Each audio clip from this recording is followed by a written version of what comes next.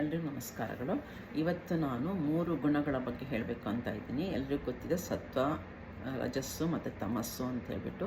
So ಪ್ರತಿಯೊಬ್ಬರಲ್ಲೂ ಆ ಗುಣಗಳು ಇದ್ದೇ ಇರುತ್ತೆ. ಯಾರು ಪೂರ್ತಿಯಾಗಿ ಸತ್ವದಲ್ಲಿ ಅಥವಾ ಪೂರ್ತಿಯಾಗಿ ರಜೋದಲ್ಲಿ ಅಥವಾ ಪೂರ್ತಿಯಾಗಿ ತಮೋದಲ್ಲಿ ಇರೋದಿಲ್ಲ. ಎಲ್ಲರಿಗೂ ಎಲ್ಲದು ಇದ್ದರೆ ಅದು ಯಾವ ಪ್ರಮಾಣದಲ್ಲಿ ಜಾಸ್ತಿ ಕಡಿಮೆ ಇರುತ್ತೆ ಅದ್ರ ಮೇಲೆ ನಮ್ಮ ಒಂದು ಬಿಹೇವಿಯರು, ನಮ್ಮ ಕ್ಯಾರೆಕ್ಟರು ಅಥವಾ ನಮ್ಮ ಸ್ವಭಾವ ಇರುತ್ತೆ.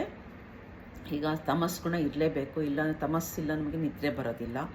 ರಜೋಗುಣ ಇದ್ದರೆ ಆ್ಯಕ್ಟಿವ್ ಆಗಿರ್ತೀವಿ, ರಜೋಗುಣ ಇಲ್ಲಾಂದರೆ ನಾವು ಆ್ಯಕ್ಟಿವ್ ಇರೋಕ್ಕೆ ಸಾಧ್ಯ ಇಲ್ಲ. ಸತ್ವಗುಣ ಇದ್ದರೆ ಸ್ವಲ್ಪ ಕೂಲಾಗಿ ಶಾಂತವಾಗಿ ಇರ್ತೀವಿ.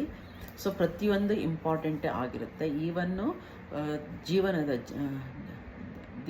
ದಿನದಲ್ಲೂ ಕೂಡ, ಪ್ರತಿ ದಿವಸದಲ್ಲೂ ಸತ್ವ ರಜಸ್ಸು ತಮಸ್ಸು ಇದ್ದೇ ಇರುತ್ತೆ. ದಿನದಲ್ಲೂ ಕೂಡ ನಮಗೆ ಅಂತಲ್ಲ, ಪ್ರಕೃತಿಲೂ ಇರುತ್ತೆ. ಯಾಕೆಂದರೆ ಬೆಳಿಗ್ಗೆ ಮುಂಚೆ ಸತ್ವಗುಣ ಅಂತ ಹೇಳ್ತೀವಿ.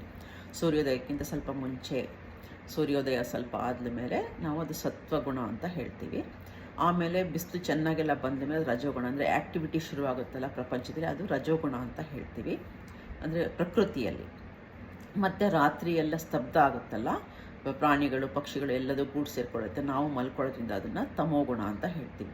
ಮನುಷ್ಯರಲ್ಲೂ ಅದು ಇರಲೇಬೇಕು. ಸೊ ಅದು ಯಾವ್ದು ಜಾಸ್ತಿ ಕಡಿಮೆ ಇದ್ರ ಮೇಲೆ ನಮ್ಮದು ಗುಣಗಳು ಅಥವಾ ನಮ್ಮ ಸ್ವಭಾವ ಇದ್ದೇ ಇರುತ್ತೆ. ಮನಸ್ಸು ಕೂಡ ಅಷ್ಟೇ. ನಾವು ದೇಹ ರಜಗುಣದಲ್ಲಿರ್ಬೋದು, ಆ್ಯಕ್ಟಿವ್ ಆಗಿರಬೇಕು ಅಂತ, ಆದರೆ ಮನಸ್ಸು ಯಾವ ಕೆಲಸನ ಮಾಡೋಕ್ಕೂ ಇಷ್ಟಪಡದೆ ಸುಮ್ಮನೆ ನಾವು ಕೂತ್ಕೊಂಡಿರ್ತೀವಿ. ಅದು ಕೂಡ ಅದು ಆವಾಗ ಮನಸ್ಸು ಒಂಥರ ಇರುತ್ತೆ, ಇದೊಂಥರ ಇರುತ್ತೆ. ಸೊ ಮನಸ್ಸಿನಲ್ಲೂ ಕೂಡ ಸತ್ವಗುಣ, ರಜೋಗುಣ, ತಾಮಸ ಗುಣ ಅಂತ ಇರುತ್ತೆ. ಕೆಟ್ಟದಾಗಿ ಥಿಂಕ್ ಮಾಡೋದು ಇವೆಲ್ಲದೂ ತಾಮಸ ಗುಣ ಇರುತ್ತೆ.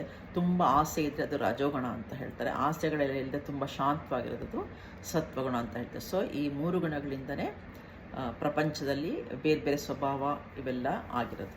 ಧನ್ಯವಾದ.